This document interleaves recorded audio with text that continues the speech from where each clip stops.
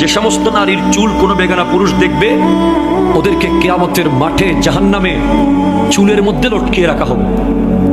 2, যে সমস্ত নারী স্বামীর সাথে তর্ক করে কথায় কথায়, বাক বিতান্ডে জড়িয়ে যায়, কথায় কথায় জবাব দেয়, স্বামীর মনে আঘাত দেয়, তাদের জিহ্বার মধ্যে লটকিয়ে রাখা হবে। জানিয়ে দেবেন আপনার ওয়াইফকে। আপনাদের সাথে আসতেছি একটু পরে। শুধু মেয়েদের কথা বলে চলে যাওয়ার লোক আমি না, আপনারাও আছেন সামনে। যে সমস্ত নারী পরকীয়া সম্পর্কে লিপ্ত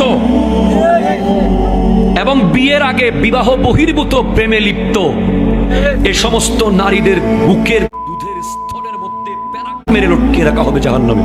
নাউজুবিল্লাহ। 4, যে সমস্ত নারী উপকার করে খোঁটা দেয়,